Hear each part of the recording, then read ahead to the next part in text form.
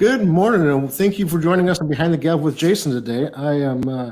It's the first interview show of 2021, and we're excited to be joined by Tanzy Ward today. Tanzy, thank you so much for joining us. Hi, everyone. Thank you so much for having me, Jason. Oh, you're so welcome. So glad you can make it. Tanzy Ward, before we get to what she does, if you have questions or thoughts or comments about anything that Tanzy and I are talking about today, please post them below. If you have questions, let us know. We're going to be talking about Tanzy's book in a minute, Hidden Legacies, the African Presence in European Antiques. Got to know Tanzy through a friend of ours, Sarah Reeder from Worthwhile Magazine.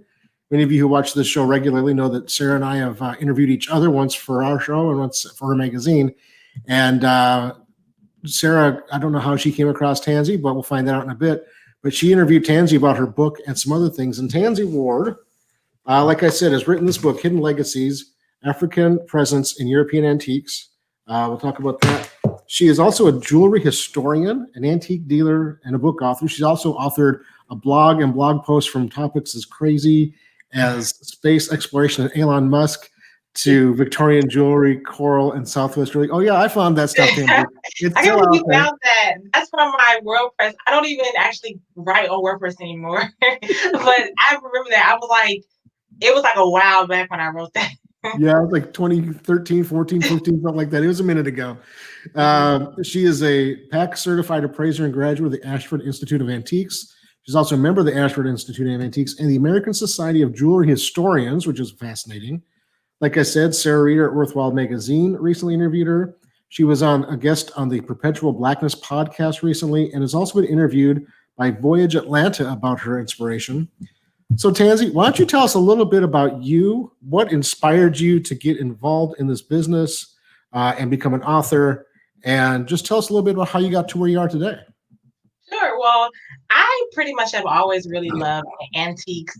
Even when I was little, I used to watch Antique Roadshow with my grandmother who passed in 2018. And that has always been like such an amazing experience for me, like seeing all the different stories behind it. I've always had an old soul. And even in high school, like I was voted born in the wrong decade. So like I've always like been in love with antiques. I thought I was I even made up this whole personality when I was little that I was a flapper girl in like a previous life. So as you can see, I've always been fascinated with history. That's my favorite subject. But it didn't really like kind of dawn on me to actually create a business about it until I was 24 years old in 2017. And that's when I was like, I love antiques so much. I love talking about history. I had a WordPress blog talking about a range of different, historical things and science. I was like, why not make a business, doing something I love that I'm passionate about. And so then that's when I decided to make Zanathia Jewelry. Zanathia has always been a name that's been in the back of my mind since I was like 12 years old. I was like, I'm going to do something with this name. I don't know what. So I decided to just like start with jewelry because I'm a huge fan of antique jewelry. I love the fact of owning like a piece of history because that's like an artifact that was part of someone's life, all of these memories. So I had already a vast collection of, antique accessories. So, I just, wanted to, start from there. And then I love history. So I wanted to also make sure that I incorporate a blog talking about different things. And I'm a history nerd. So on the blog, I talk about, Massachusetts and how that was a huge part of, 19th century jewelry businesses. I talk about the mourning era, the mourning jewelry in Victorian era. I talk about, the history of, bead jewelry, the Industrial Revolution, and how all that connects to, jewelry.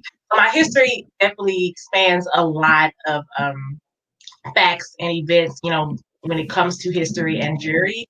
And, I love collecting just as much as I love dealing. So I just love owning a piece of history. I'm really big on historic preservation.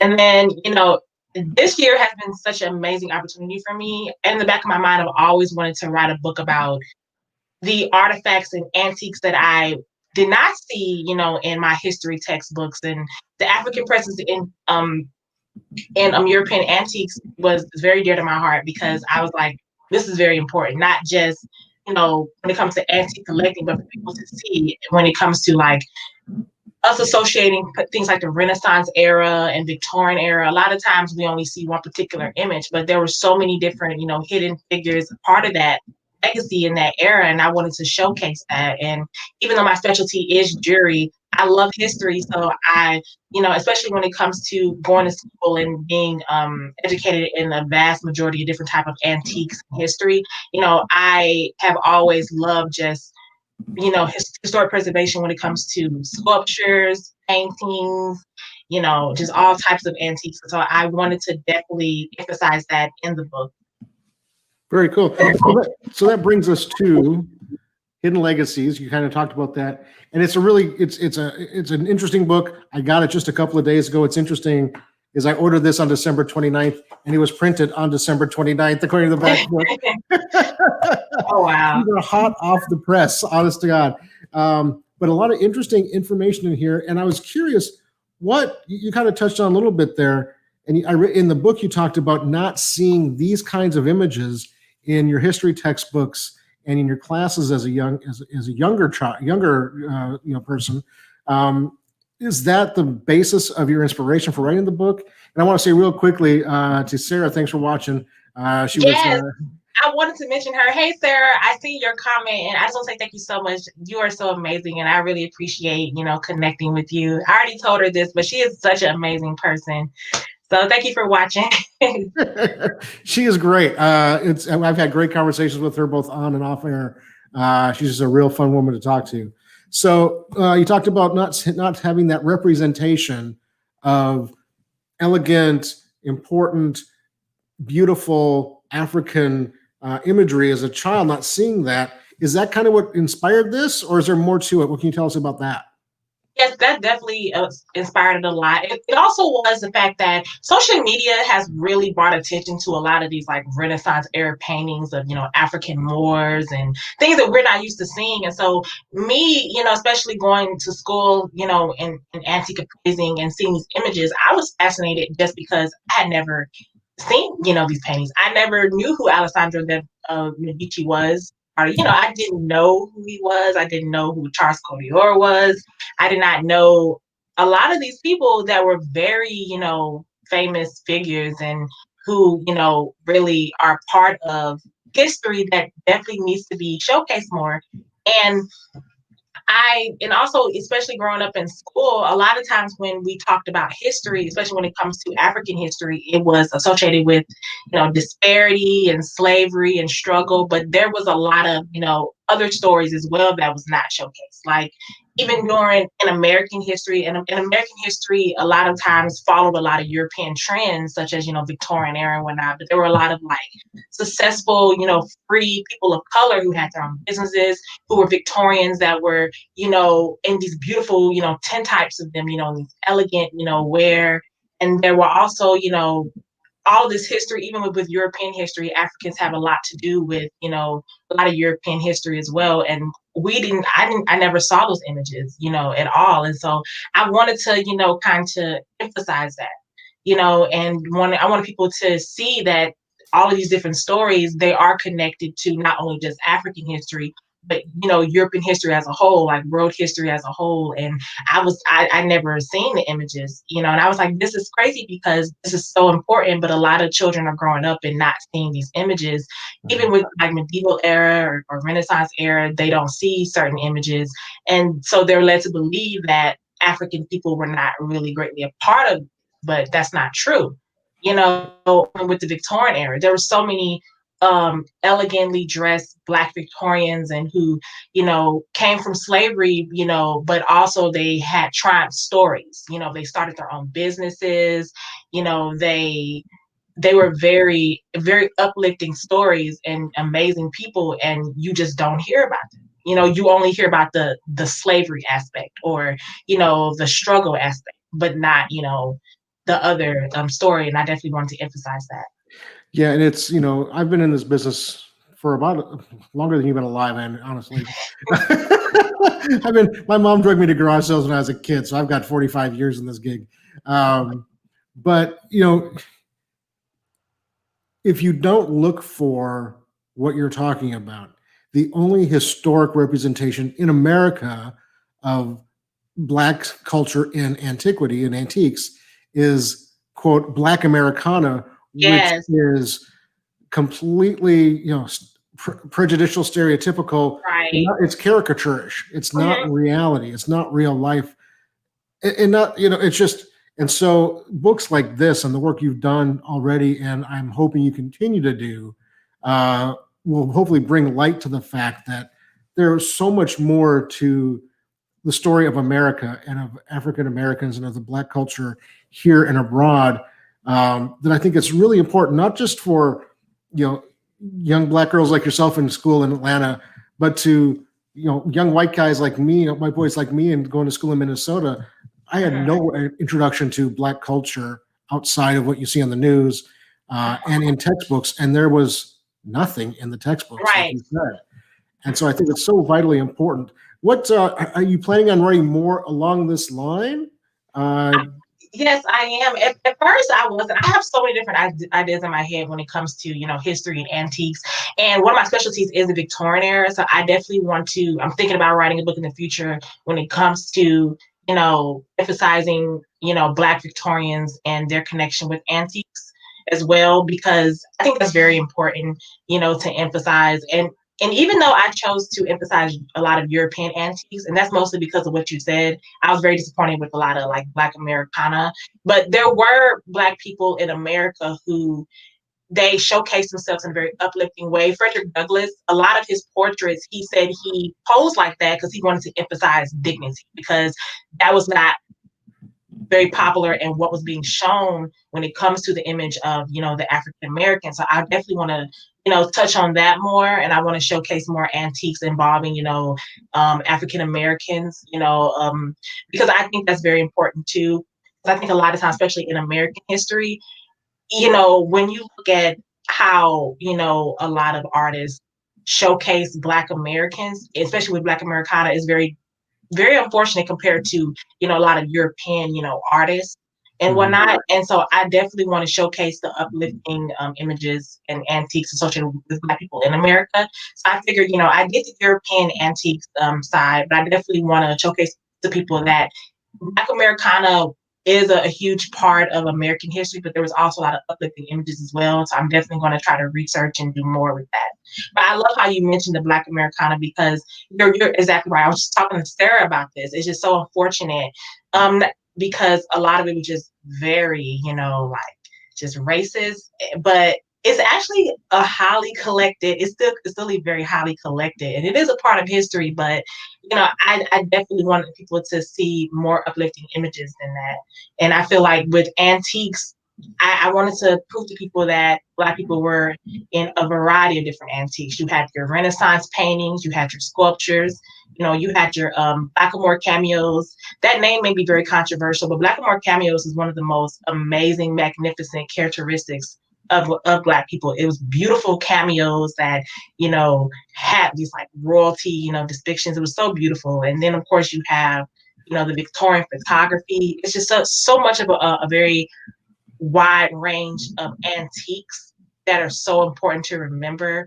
And I definitely wanted to showcase that the image of, the African, is way more than the stereotypical Black Americana image that a lot of people are used to seeing.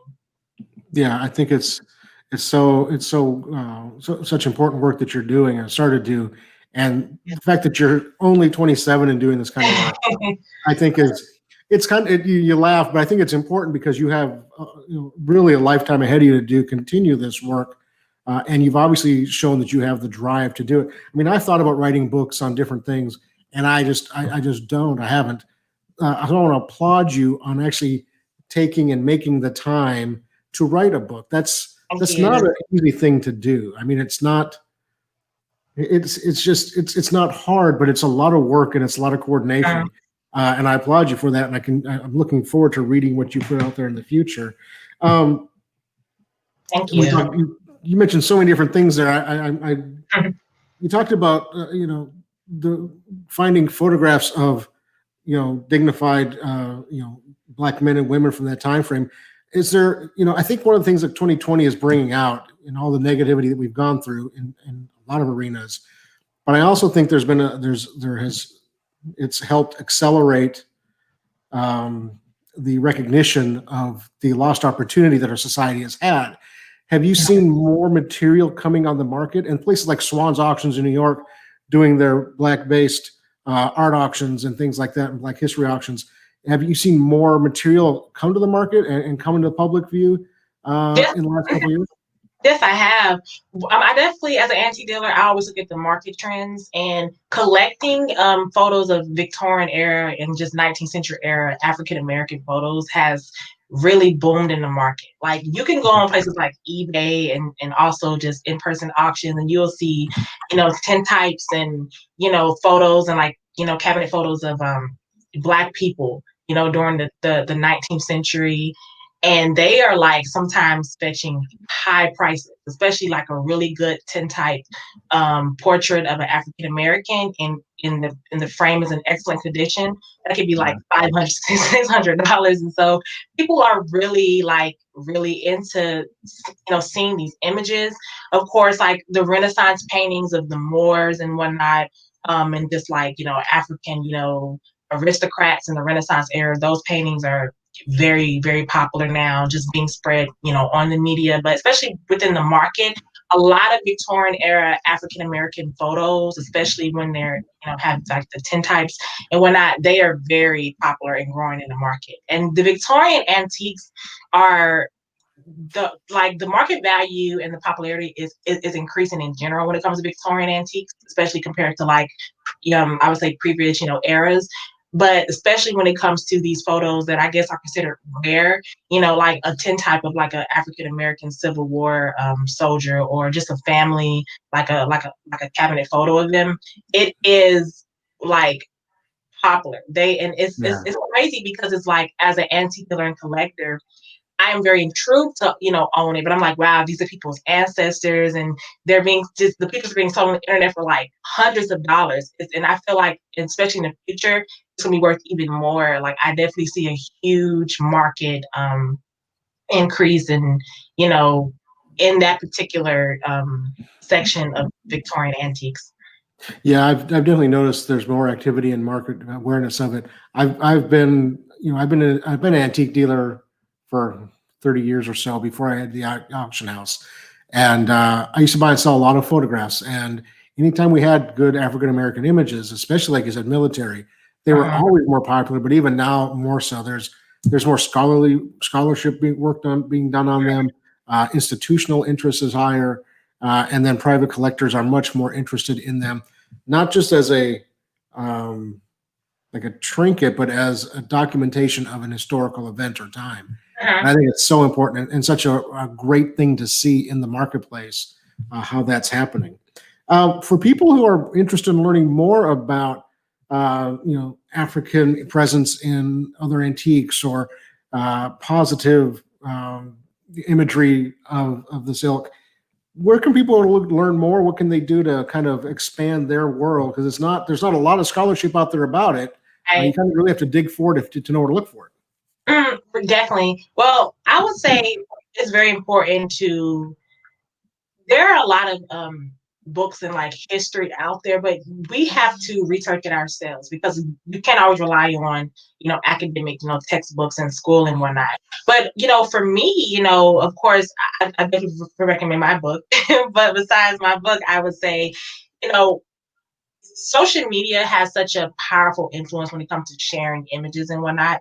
And then when you actually click on the images, whether it's Pinterest or you're on, someone's Instagram page or whatnot, you can actually learn more. There's many different historical societies out there. There's many different, information out there for people to, analyze and look up even more. And I would have to say definitely names and are out there. Like when I was looking up why I don't know if you're familiar with Lucky Street in Atlanta, Georgia, but it was named after a freeman of color named Solomon Lucky, who he passed during one of the sieges in Atlanta when during the Civil War.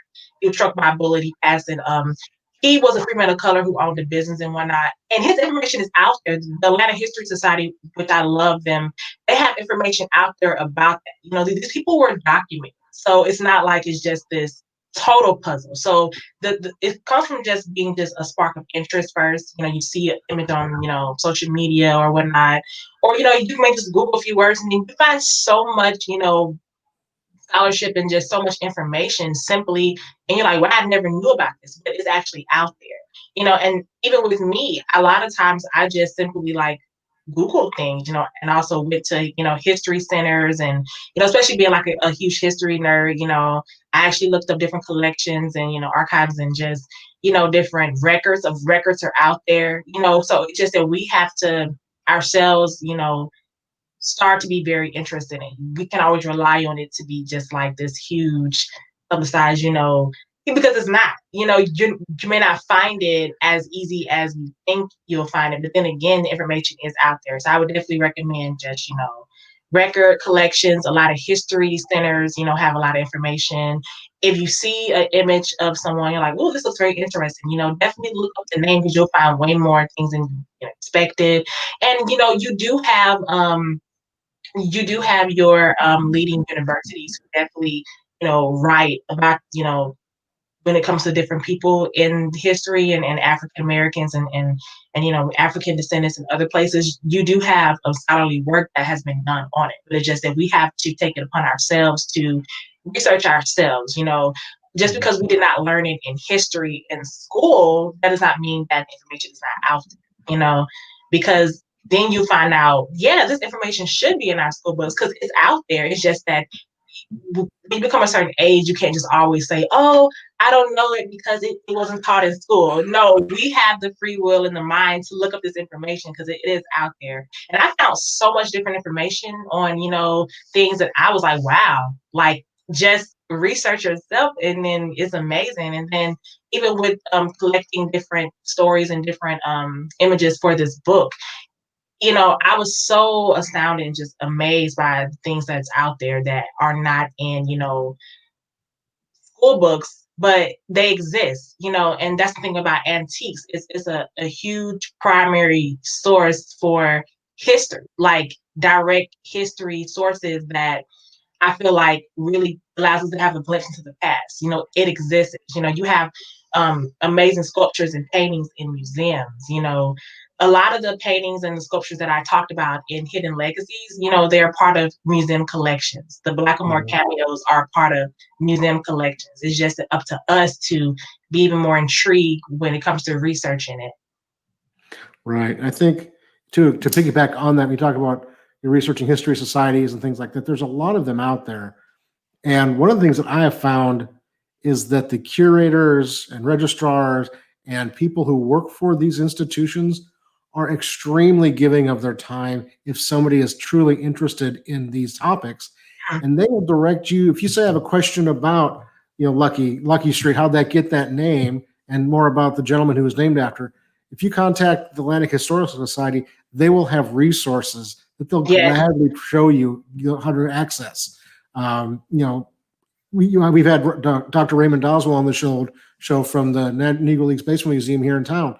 I know he fields questions all the time, and he's thrilled to do so when people are truly interested in learning about and experiencing more of this information. So, folks, if you're watching, if you have any questions about how to further your education on it, reach out to these organizations. They'll be happy to direct you in the right way. And like Tanzy said, Google is your friend, and ignorance is not an answer anymore. You can't use that as an excuse. And Sarah says your book is a wonderful resource to supplement existing school curriculum or be part of a homeschooling curriculum. I agree completely. There's a lot of great resources in here. You talk about public collections. A lot of these images. I was familiar with a bunch of them because I am interested in this, but I wasn't really familiar with like this tintype here of Bob Wilkinson in St. Louis, which is a neighbor here, owned a barbershop and free man of color, and that's in the Missouri State Historical Society collection. Yes, thank you for mentioning that. And I wanted to also include that even though my book is mainly about European antiques, in that chapter that you're reading about the Black Victorian, a lot of America, I'm pretty sure you know as well, like a lot of our styles and designs in that era was greatly influenced by Victorian England and European. So I definitely associate how that's connected to European antiques, especially when it comes to, tintypes and, photography and whatnot. And, I wanted to showcase not just, the African European in a good light, but also to showcase too that there were Victorian, in America as well, Black Victorians like Bob, Bookerson, who, was definitely a very triumph and uplifting story that is connected to, what I'm talking about in general when it comes to my book. Right. So we talked about your book a lot, and one of the chapters in your book is about cameos and blackamoor cameos, and you already talked about that term being a heated term anymore. But I want to use that as a transition into your business. Zanathia Antiques. Tell me what Zanathia, what that word means. And we don't have a whole lot of time, but how did that word, you said you had that word in your head for a long time to use at some point. What introduced you to that word? What is it? What does it mean? And tell us a little bit about that. Yeah, I don't know exactly how I came up with that name, but I remember I was 12 years old. I was staying in the reason why I love Victorian era too is because we stayed in a house in Indiana that was over 100 years old. My mom thought it was haunted, but it was a Victorian house, and I came up with that name, Zanathia, and it always stuck in my head. And so back then I was like, I'm gonna make a book about Zanathia. I don't know why. I said I'm gonna make a fantasy book like the Chronicles of Zanathia. I never did that, but then when I decided to make my antique undealing business, I decided to name it Zanathia because I was like, this has been in my head for the longest. And then it's so funny because at the airport, I met a young lady who she told me my name is Zanathia, and I was like, wow, okay, I didn't know that. So yeah, right. So it's been in my head for like a very long time, and I decided to just use it for my business. I thought it had a nice little ring to it. Very cool. And you mentioned your grandma Elizabeth before and how you would sit and watch Antiques Roadshow with her, and that's what inspired you.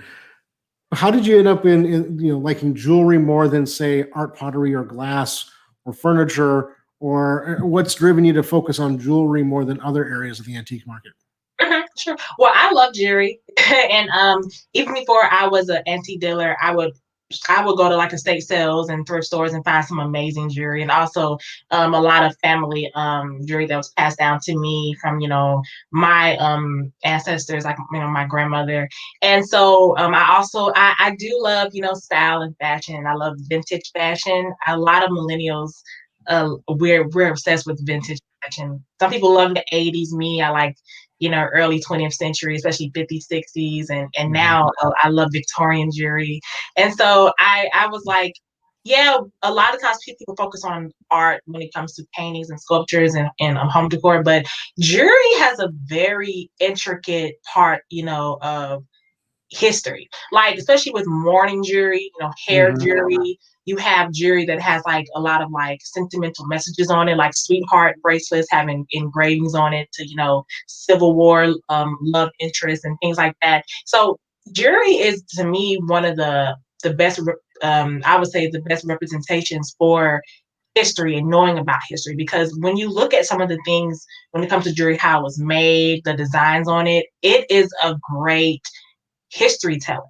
Even with like industrial era, Victorian jewelry, you see how mass produced, gold-filled jewelry was very popular during that time. A lot of the trends in antique jewelry, a lot of times is connected to, actual, history events and whatnot.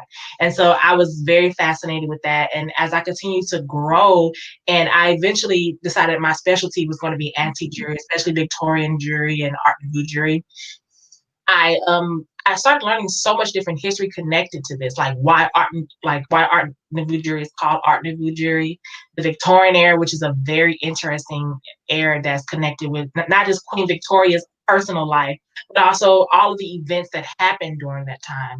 Mourning jewelry is becoming very popular in the market, especially hair jewelry and your jet jewelry from that era, beautiful jewelry, and it has a very intricate, delicate, beautiful past that I feel like is still very appropriate for today. And so I want to take the opportunity to collect more. And I feel like I feel so much more intrigued intrigued when I collect antique jewelry, because I feel like, wow, there's so much history. And I always wonder who owned it, like their memories and whatnot, especially when I find things like sweetheart bracelets that have like engravings on it and messages. To me, that's so fascinating. It really is. Yeah, absolutely. I just went blank for a second. Am I talking? I can be a talker. Like I talk a lot. So I want to thank you again for being on the show today, Zanathia. I'm just called you Zanathia. Oh my goodness, Tanzy. If you're watching the show, want to find out more about Zanathia Jewelry or Tanzy Ward, you can find her on Facebook, Instagram, Pinterest, and LinkedIn. She has presences on all of those platforms. ZanathiaJewelry.com has all of her previous blog posts, except for the space-related pieces, which are way in the past. But they still find, if you search for Tanzy Ward, you will find them out there. Real quick, let's see. Folks, thanks again so much for watching Behind the Gavel with Jason today. We're going to wrap up in just a second.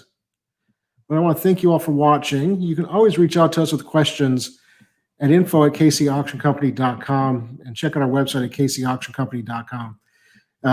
If you have questions, also, you can reach us at 816-283-3633. We do this every Friday. Next week, I want to have Tim Luke from Hindman Auctions in Chicago. He recently started there, but he was one of the original Antiques Roadshow appraisers. He and I will be talking about appraisals in today's market and COVID and how that's affecting values short, middle, and long term. We'll see if that's going to be something that takes a hold and is interesting going forward and what can be done with that. Tanzy, one quick thing. I like to close my shows with giving my guests just a couple of minutes on their own to kind of tell anything they want to about their business, about your book, about anything we didn't cover today. You want to talk about more in depth. This is kind of your chance to talk about what you would like to talk about that we didn't get to today. So what would you like to tell us here? Sure. I just want to thank everyone who has been buying my book. I am so happy. It's inspired me to write even more when it comes to, antiques. And Hidden Legacies is something that I feel like is very important to read. It may not cover everything, but it definitely covers a very expansive collection, a different variety. And I think it is very important to analyze. And I just want to say thank everyone who has been reaching out to me, that has been buying the book and, leaving great reviews. And I want to just take the opportunity to just thank everyone. Thank you, Sarah. Thank you to everyone that has been really following my career. And I love what I do. I'm an antique dealer. I'm a millennial antique dealer, and I love it. And I feel like, it's just a passion. And I really appreciate other people for connecting with me who actually, have a passion for that as well, whether it's history, all different type of antiques, I love it all. And I'm just very thankful to just be, have completed this book and the feedback that I've been receiving. And I'm very thankful. And I hope everyone has just a beautiful new year. And just thank you. Yeah, absolutely. And I know we've had at least one person watch from the beginning to the end. So thank you, Sarah. That's always good to know. And again, Tanzy's book, Hidden Legacies, African Presence and European Antiques, available on Amazon, but you can find it on links to it on her website, on all of her social media posts. She's had information, links, and snippets. Really good book. A lot of interesting information. If you're interested in this at all, well worth the money. Tanzy's in Atlanta. I don't think you have a physical shop, but you're talking about doing some shows. So make sure you let us know when you're going to do that. And we'll definitely promote that to our friends and followers around the social media sphere. Thanks, Tanzy.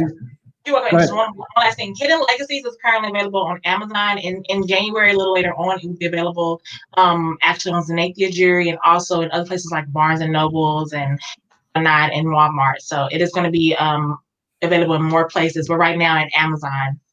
Excellent. Well, that's exciting news to see it spreading out there. Hopefully it sells well for you and brings you more recognition. And just remember us when you become a huge best-selling author someday. Okay. Thanks, Tanzy. Have a great weekend, and thank you all for watching. And we'll talk to you soon.